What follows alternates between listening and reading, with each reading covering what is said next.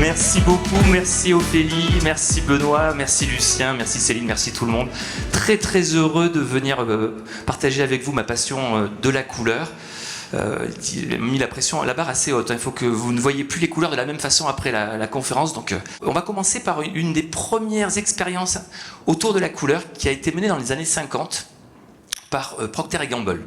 Donc vous connaissez tous, c'est vraiment le pape du marketing. Et déjà dans les années 50, il se posait des questions de marketing. Et la question était la suivante, c'est si on met des petites paillettes de couleur dans de la lessive blanche, est-ce que les consommateurs, à l'époque on parlait de ménagères, on va dire consommateurs, est-ce que les consommateurs percevront la lessive de façon différente? Donc ils ont testé de la lessive blanche avec 3 paillettes différentes. Un baril avec des paillettes bleues, un avec des paillettes jaunes et un avec des paillettes rouges. Et ils ont donné ces barils de lessive à une 50aine de consommatrices en leur demandant donc de tester ces lessives. Elles sont revenues au bout de un mois et demi. Première conclusion, toutes les consommatrices avaient vu de la différence entre les 3 barils de lessive. Alors que je vous rappelle que c'était simplement des petites paillettes de couleur. Quasiment toutes les consommatrices avaient le même point de vue qui était que la lessive avec des paillettes rouges, c'est celle qui l'avait le plus. Vraiment, elle était formidable, peut-être trop, ce qui fait que le linge était peut-être un peu abîmé. Celle avec des paillettes jaunes, elle ne l'avait pas bien du tout.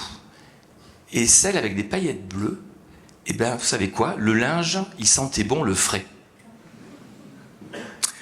Donc, ils ont testé d'autres couleurs. Ils ont vu qu'avec le vert aussi, ça sent bon le frais. Et depuis, tous les packagings de lessive sont rouges pour la puissance, ça lave bien, vert ou bleu pour la fraîcheur. Il y a un contre-exemple français, c'est le savon de Marseille avec Xtra. Mais maintenant que je vous ai dit ça, vous sentez que Skip, votre linge, il sera encore plus frais avec Skip qu'avec même avec Xtra par exemple. C'est juste de la perception. Nous sentons avec nos yeux. Vous, moi et même les professionnels. Alors ce que je vais vous dire, je le dis jamais à Bordeaux, mais ce que je vais vous dire, c'est un secret. Ça se partage qu'à une seule personne, mais là vous êtes un peu plus nombreux. C'est une expérience qui a été menée à l'université de Bordeaux auprès d'œnologues professionnels à qui on a fait goûter un Bordeaux AOC blanc avec du colorant rouge, inodore et sans saveur. D'après vous, combien d'œnologues se sont dit il y a un truc bizarre avec ce vin? 0. Quelques secondes plus tard, on leur a fait tester un deuxième vin qui était le même sans colorant. Personne ne s'est rendu compte que c'était le même vin. Le premier vin avait des arômes, des notes de cerises, de fraises. Comme par hasard, d'ailleurs, les référents du vin rouge sont rouges. Et le deuxième était plutôt sur des beurres frais, des notes citronnées, etc., etc. Comme par hasard, on est sur des référents de couleur. Alors attention, ça ne veut pas dire du tout que ce sont des escrocs. Ça veut simplement dire qu'à partir du moment où ils ont vu la robe du vin, ils sont influencés. Et la couleur passe au-delà du palais, même pour des professionnels. Donc nous sentons avec nos yeux. Alors c'est super intéressant et super important, notamment pour les fruits et légumes. Sachez que si vous avez une tomate par exemple ou une pomme bien rouge, il faut qu'elle soit très odorante, parce que si elle est très très rouge, donc très saturée en couleur, et qu'elle a peu d'odeur, vous dites c'est que de la flotte, c'est nul. Par contre, une pomme qui ne sera pas trop colorée, vous allez chercher des arômes beaucoup plus subtils et vous allez donc beaucoup plus travailler votre odorat et vous allez apprécier son odeur parce qu'elle a des couleurs, elle a des odeurs subtiles. La subtilité, ça va si la couleur est subtile. Alors il y a un univers où on travaille beaucoup, où bien évidemment on travaille énormément sur la couleur, c'est le parfum, bien évidemment. Et maintenant que je vous ai dit ça, vous voyez quels sont les parfums qui sont un peu capitonneux, un peu assez floral, assez mentholés, etc., etc. Et là, il y a un contre-exemple assez intéressant, vous allez comprendre. C'est Bic. Je ne sais pas si vous vous rappelez de Bic. Ils ont lancé des parfums. Ils voulaient tout démocratiser, le stylo, le briquet, etc. Ils ont voulu démocratiser les parfums. Donc ils ont pris en freelance les plus grands nez du monde. Et je le sais, c'est un nez qui a travaillé pour Bic qui m'a raconté ça. Et ils ont sorti en blind test les meilleurs jus du monde. C'est-à-dire qu'en odorat pur, tous les consommateurs trouvaient que c'était vraiment des parfums formidables. Et les études montraient que les consommateurs étaient prêts à acheter du parfum en supermarché ou en bureau de tabac, en l'occurrence, dès lors que ça sentait bon. Donc ils avaient les meilleurs jus, ils avaient un prix 20 fois inférieur aux grandes maisons de parfums, donc ils se sont dit, ben c'est bon, ça va cartonner. Sauf qu'ils n'ont pas travaillé les couleurs et ils les ont sortis comme ça. Eh ben ça pue. Vous pouvez faire ce que vous voulez, jamais vous aurez envie de mettre du parfum de ces trucs-là. Ça va pour les toilettes, à la rigueur, mais ça pue. Alors on sent avec les yeux, mais on goûte aussi avec les yeux, à un point que vous n'imaginez pas. Qui aime la viande rouge parmi vous? Vous êtes nombreux. Vous aimez la viande bleue? Qui aime la viande bleue? Je vois des mains qui se lèvent. Je peux vous garantir que vous êtes incapable de manger de la viande bleue. Il y a plusieurs études qui ont été faites. Cette viande-là, c'est impossible. C'est-à-dire que, en fait, pourquoi on voit la couleur? Si on va remonter un petit peu, la couleur, c'est quoi? C'est une façon de survivre. C'était pour voir si un fruit n'était pas trop vert, mais c'est aussi pour voir les prédateurs. Donc, la couleur, au départ, nous aide à survivre. Et la couleur des aliments, elle est fondamentale pour survivre, pour ne pas manger de poison. On voit un champignon rouge, même un enfant, par épigénétique, un enfant, vous lui montrez un champignon rouge, il peut en avoir peur. Parce que dans nos gènes, on sait que la couleur a ce rôle de survie, donc c'est super important. Donc dès lors que la couleur est aussi importante dans nos aliments, eh bien on l'exploite. On l'exploite depuis, ça c'est chez les Égyptiens. Il y a des papyrus anciens qui montrent que déjà il y avait des colorants alimentaires dans l'Égypte ancienne. Nos grands chefs, vous le savez très bien, travaillent énormément aussi sur la couleur dans les assiettes. C'est quasiment... Il n'y a pas de bon goût sans bonne couleur. Et vraiment, ils travaillent vraiment énormément sur la couleur. Nous, on est sensible à la couleur, mais nos enfants encore plus. C'est Tesser qui a fait une étude en faisant goûter ces sirops à des enfants. Les enfants les adoraient. Les mêmes sirops servis là-dedans, les enfants ne peuvent pas les boire. C'est les mêmes sirops. Alors ça, c'est intéressant parce que, je reviens en arrière, mais on pourrait baisser les teneurs en sucre en augmentant la saturation des couleurs. Sauf que quand vous faites ça, les mamans se disent « Ouais, c'est quand même pas génial, pour mes enfants, c'est peut-être un peu chimique. » Pas du tout. On fait des colorants naturels avec de la betterave, par exemple. Il y en a là-dedans. La betterave, ça donne un rouge très, très puissant.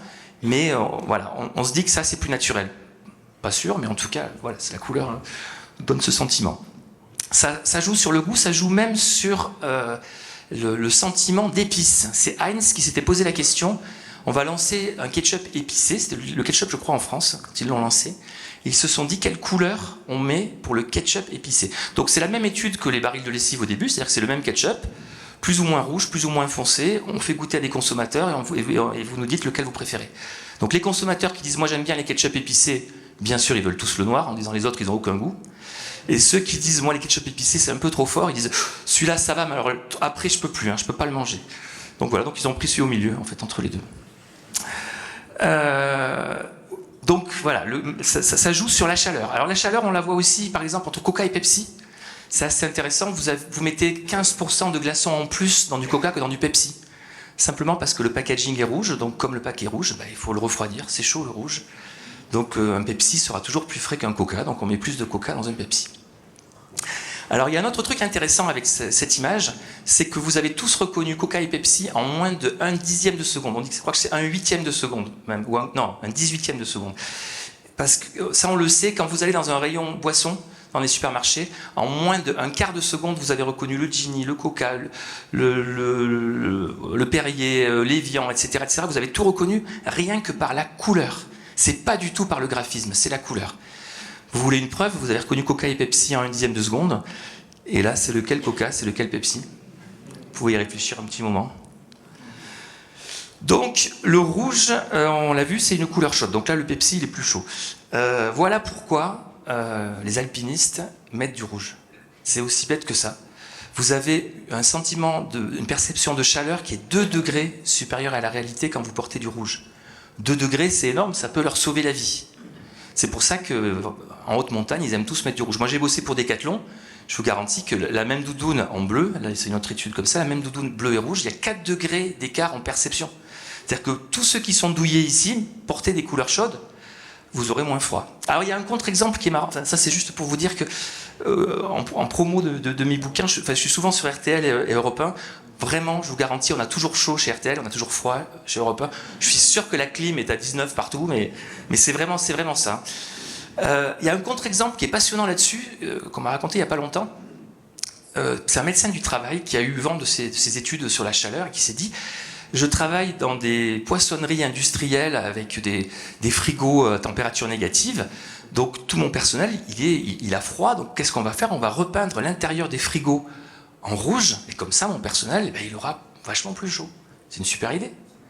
Sauf que le jour où ils ont repeint l'intérieur des chambres froides en rouge, les clients ont eu le sentiment que le poisson n'était pas frais. Les gens qui bossaient là disaient ce poisson il n'est pas frais. Tout le monde trouvait que le poisson n'était pas frais parce que les murs étaient rouges.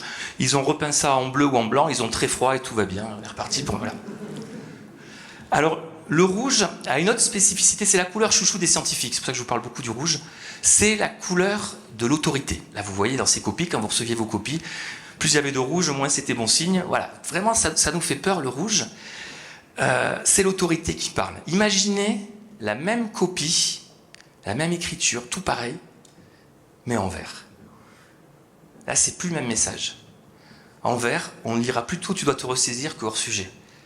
Alors, c'est l'inné et l'acquis, c'est renforcé, c'est inné, le rouge nous fait peur. Il y a plein d'études qui démontrent ça.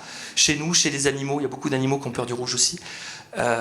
Et le vert, vraiment, on est dans la confiance, le feu vert, etc. Donc l'acquis renforce l'inné, mais c'est vraiment le cas entre rouge et vert. Vous avez une différence de perception qui est phénoménale.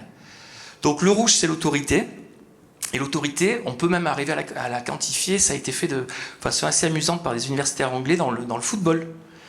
Ils se sont dit, en Angleterre, il y a 3 clubs qui ont un maillot rouge. Vous les connaissez? Liverpool, Manchester, Arsenal, bravo. Et bien, ces 3 clubs ont remporté 6 fois sur 10 la Champions League en Angleterre depuis le début depuis 1945, je crois. Alors, attention, ça ne fait pas tout, mais le fait d'être en rouge, ça leur donne un vrai plus, que l'on retrouve aussi en lutte gréco-romaine aussi, où tous les matchs de lutte gréco-romaine depuis le début des Jeux Olympiques modernes ont été compilés, et on se rend compte qu'on est à 60% de victoire des lutteurs habillés en rouge. Vous avez la même chose en taekwondo. Là, c'est des points. On a plus de points quand on est en rouge, sachant bien évidemment que la couleur est définie juste avant le combat par tirage au sort. Alors, d'après vous, pourquoi d'ailleurs? Tiens, pourquoi est-ce que quand on est en rouge, on est plus fort? En fait, c'est juste la testostérone. C'est-à-dire que si vous regardez dans nos cousins gorilles, chimpanzés et autres, le mâle dominant, il a les yeux rouges, il a les fesses rouges, ça c'est je ne sais plus quel singe. Enfin, en gros, il a beaucoup plus de rouge. Donc, quand un mâle est en rouge, il dit « c'est moi le chef ». Et les autres, inconsciemment, disent « c'est le chef puisqu'il est en rouge ». Donc, qu'est-ce qui se passe dans les combats? Celui qui est en rouge se sent légèrement plus fort que son adversaire. Celui qui est en bleu se sent un peu moins fort. Et l'arbitre a le sentiment que celui en rouge est plus fort. Alors, vous ne battrez pas Alcaraz au tennis si vous mettez en rouge. Hein. Attention, mais par contre, à niveau à peu près équivalent, ça peut faire la différence. Parce que le rouge, c'est la couleur de l'autorité. Alors maintenant, on va partir en communication politique. Ça, je vous fais un petit truc qui est assez sympa. Le 44e président des États-Unis, si vous étiez son conseiller en communication, 44e, faites des calculs, c'est pas celui-là, c'en est un peu avant. On lui aurait dit d'arriver sur scène habillé comme ça. Et ça, je vous garantis que c'est pas Michel qui s'est dit qu'est-ce que je vais mettre aujourd'hui. Non, ça c'est les conseillers en communication qui ont voulu faire passer le message. Voilà une famille qui est prête à gouverner le monde, donc on les habille en rouge. Alors il y en a un qui a très bien retenu la leçon, vous vous doutez de qui c'est.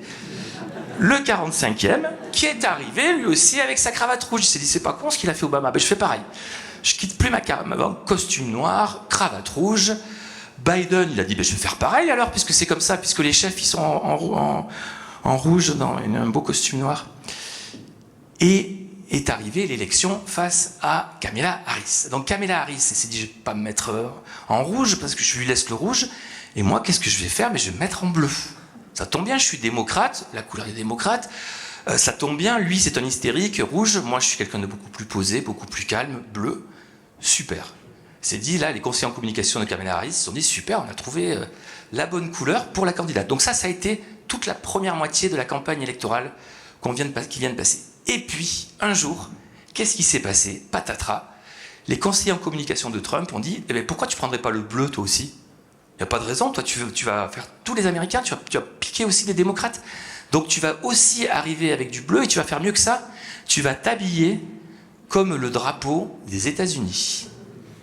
Donc là, vous avez d'un côté un type qui symbolise l'Amérique. C'est le drapeau américain. Il est habillé en drapeau américain. Du coup, Kamela, elle ne peut plus rester en bleu. Elle est restée 3-4 jours. Elle s'est dit, mais si je reste en bleu, il me manque un truc par rapport à... Et en plus, il m'a pris ma couleur démocrate. Du coup, Kamela, elle s'est dit, on va faire autre chose. On va expliquer l'enjeu. L'enjeu, c'est quoi? C'est l'obscurantisme avec Trump d'un côté et la lumière avec moi. Donc on met de l'obscurantisme dehors et de la lumière dedans. Donc on se met en noir et blanc comme ça. Voter pour moi, c'est la lumière. À l'extérieur, c'est tout noir. C'est pas terrible. Et puis, ça n'a pas tenu très très longtemps. Et à un moment, juste à la fin, il y a donc une semaine, les sondages commençaient à être négatifs. Et elle s'est dit, le coup de la lumière face à l'obscurité, ça va pas. Donc, on va aller plutôt sur c'est peut-être la vérité qui est morte si vous ne votez pas pour moi. La démocratie peut-être va mourir si vous ne votez pas pour moi. Donc je me mets déjà en deuil. Et je suis en deuil. Et ces 3 derniers meetings, elle les a fait en noir. Alors je sais pas comment elle est depuis, mais je pense qu'elle doit pas être loin de ça encore. Et lui, ben voilà comment il est venu sur scène avant-hier. En drapeau américain. Voilà, c'était une petite parenthèse, mais je trouvais ça sympa de vous raconter ça. On va revenir à couleur plus générique avec les neurosciences. Alors, ce qui est passionnant en neurosciences, et c'est très récent, mais plus on avance sur la perception, la compréhension des couleurs, plus on se rend compte à quel point on est influencé. Vous regardez un aplat de couleurs, vous activez des zones très différentes dans votre cerveau. Tout à l'heure, on parlait de voir la vie en rose. C'est une étude, je ne crois pas la remise dans la présentation, mais elle est intéressante, où on a demandé, je crois que c'est en Irlande, on a regardé ce qui se passait quand on regardait un aplat de couleur rose et ce qui se passait quand on regardait des images de bonheur avec des enfants qui sourient, et on active à 95 ou 96% les mêmes zones. Donc l'expression « voir la vie en rose », elle est scientifiquement prouvée. Donc les couleurs nous influencent, et plus elles nous influencent, et bien plus les gens du marketing se disent « c'est super, si ça nous influence, ben on va pouvoir gagner de l'argent ». Et oui, là vous avez entre Shibuya, Piccadilly Circus, Times Square, vous avez les plus grands, importants chiffres d'affaires au mètre carré du monde. C'est-à-dire que quand vous avez ces couleurs, je ne sais pas pourquoi on est comme des papillons de nuit, on est attiré et on ouvre le porte-monnaie.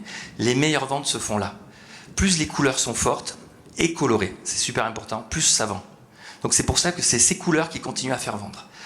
Il y a un autre domaine qui est assez intéressant, et c'est ce monsieur qui a expliqué ça à une conférence. Ce monsieur, c'est le patron de Google, Google Europe. Et vous voyez là le bandeau bleu-gris que vous avez à droite. Vous aviez ça en 2020, je crois, 2019, je crois.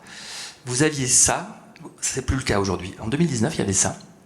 Et ce que vous ne savez pas, c'est que pendant 1 an, chaque fois qu'on allait sur Google, on avait un bleu-gris un peu différent. Un peu plus rouge, un peu plus vert, un peu plus jaune, un peu plus saturé, etc., etc. à l'échelle du monde. Et ils se sont rendus compte qu'il y avait un bleu, celui-là, qui marchait un tout petit peu mieux que les autres. Et donc, ils l'ont utilisé l'année d'après, donc je crois que c'est 2020, et ce monsieur, 2021, est allé expliquer que d'avoir changé le bleu de Google avait permis à Google de réaliser 200 millions de dollars de chiffre d'affaires supplémentaire.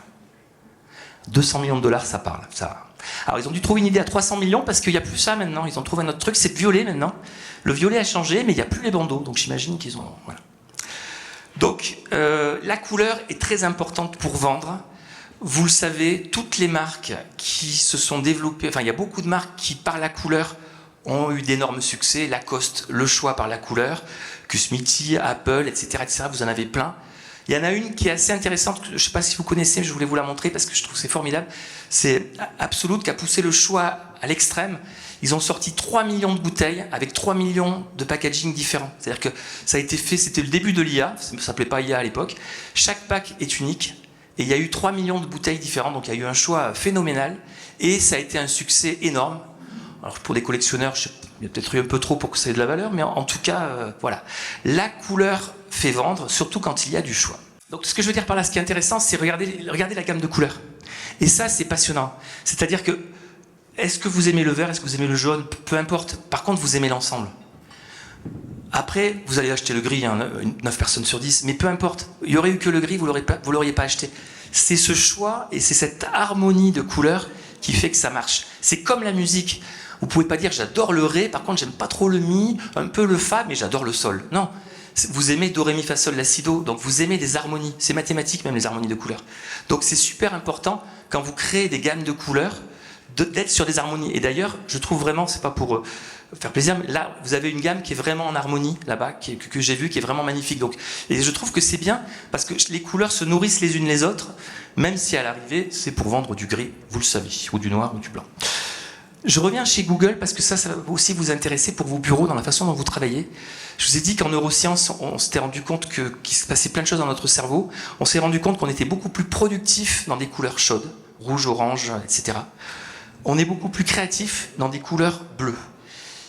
Google, après le coup des 200 millions de dollars, moi j'ai piqué plein d'idées chez Google parce qu'ils sont vraiment au point sur le marketing de la couleur. Et les bureaux de Google, on va se balader partout dans le monde. Il y a des couleurs partout. Parce qu'on travaille mieux, on est plus créatif, on est plus productif, on a moins de burn-out, on est beaucoup plus concentré. Vraiment, la couleur n'a que des avantages. Donc voilà, on se balade. Je vous montre.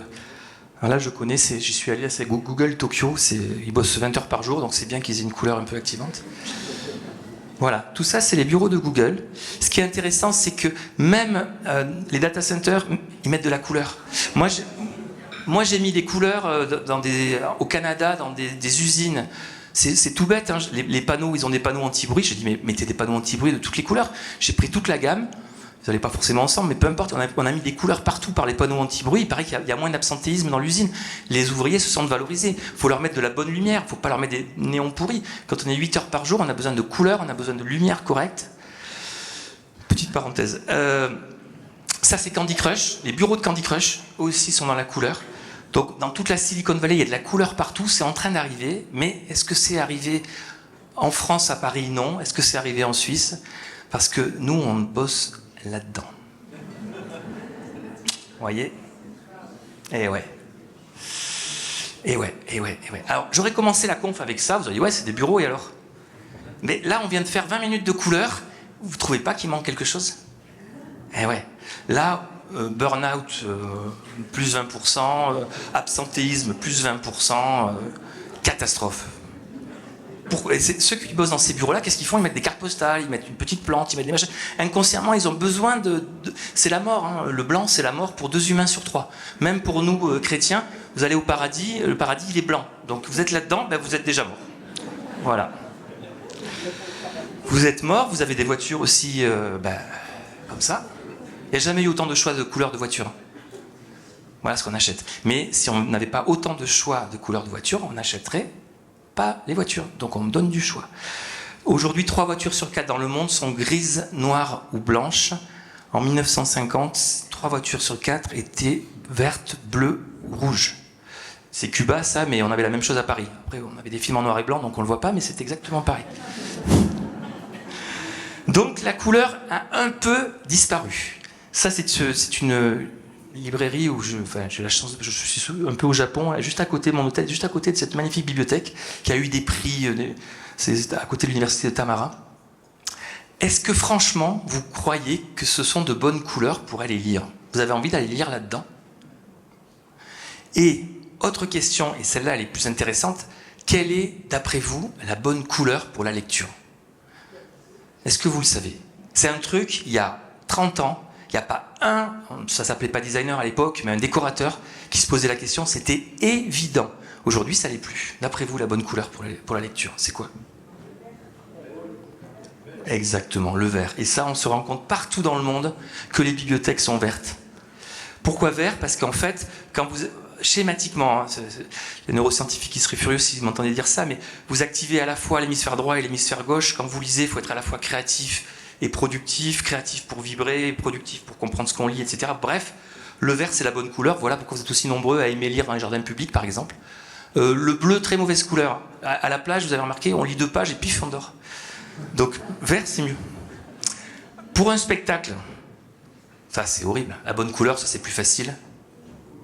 Bah oui, c'est le rouge. Et ça aussi, partout dans le monde, on s'est rendu compte, que ce soit en Asie, en Amérique, etc., partout, on a du rouge. Pourquoi le rouge? Parce que vous êtes concentré, on l'a vu tout à l'heure, donc vous êtes concentré avec ce qui se dit sur scène, donc vous partez pas dans votre imaginaire, est-ce que j'ai acheté du pain pour ce soir, machin. Donc vous restez concentré. Ils vous paraissent plus chaleureux, 2 degrés, on l'a vu. Pour eux, sur scène, ils devinent les fauteuils rouges, le public est plus chaleureux, ça se passe mieux, c'est la bonne couleur pour un spectacle, point, il n'y en a pas d'autre. La bonne couleur pour faire des câlins, ce serait quoi d'après vous? Parce que là, j'étais sur Google la semaine dernière, c'était Halloween, j'ai fait chambre design et puis voilà où on en est un peu quand même. Donc on a du boulot les coloristes nous. D'après vous, c'est quoi la bonne couleur pour les câlins? Alors, c'est une étude des magasins Littlewood en Angleterre qui a demandé à 2000 couples quelle était la couleur dominante de leur chambre à coucher et combien ils avaient de rapports sexuels par semaine. 3,5. Je laisse imaginer le 0,5. Mais moi, je pensais que c'était le rouge. Et non, celui qui a gagné, c'est le mauve, figurez-vous. Bon, moi, je suis pas super fan. Moi, j'ai du rouge dans ma chambre. Moi, je sais pas. Et toutes les couleurs sont bonnes. Hein. Enfin, vraiment, toutes les couleurs. Rose est pas mal. Ça, c'est la chambre de Napoléon à Compiègne. Donc, je pense qu'avec Joséphine, tout se passait bien. Et les pires couleurs, ben, je vous les remontre. Hein. C'est ça. Blanc, gris, beige, etc. On est à moins 1,5. Alors, commencez par des rideaux, par des tapis, par une couette bien colorée. Allez-y, voilà, si vous avez peur de repeindre vos murs ou du papier peint, allez-y doucement, mais dormez pas là. Hein. Enfin, comme vous voulez. Sauf si vous êtes seul. Enfin, je sais pas. Pardon, je m'égare. Donc, Napoléon, c'était très coloré. Il faut savoir que nos églises étaient très colorées. On a juste oublié de les repeindre depuis 200 ou 300 ans. Le monde noir et blanc dans lequel on est, il est quand même très récent. Regardez nos parents, ils étaient là. Hein. Et ouais, c'est pas si loin. Quand on remonte très loin, le noir n'existait quasiment pas. Là, c'est la cour de Louis XIV. Les seuls qui étaient en noir, c'était ceux qui ne devaient pas être dans la séduction. C'était la couleur la plus moche qui soit. Donc c'était les soubrettes pour pas qu'elles fricotent avec monsieur. C'était les curés pour qu'ils fricotent pas avec madame. C'était les juges d'instruction et c'était les femmes en deuil. Donc quand on était dans le noir, on était dans la non-séduction. On était, dès qu'on avait les moyens, en couleur. Quand on n'avait pas de moyens, on était en écru, parce qu'on était en vêtements qui n'étaient pas teints. Mais dès qu'on avait des moyens, on mettait beaucoup, beaucoup de couleurs. Et c'est vrai partout dans le monde. Tous les vêtements traditionnels sont très colorés. Et même nos parents étaient dans la couleur, je ne sais pas si vous vous rappelez, ils étaient comme ça. Certains, pas tous. Par contre, vous tous, là, enfin surtout les plus âgés, vous étiez comme ça. Ah! Et oui, vous l'avez oublié. Bon, maintenant, vous êtes... Ouais. C'est pas votre faute, hein, c'est la faute à eux, là. Parce que, regardez comment ils s'habillent. Non, mais même Jean-Paul Gaultier, il a viré sa marinière, donc c'était quand même... Et si on avait le temps, je vous raconterai pourquoi... parce que je connais bien la mode, pourquoi on est au noir, mais on n'aura peut-être pas trop le temps.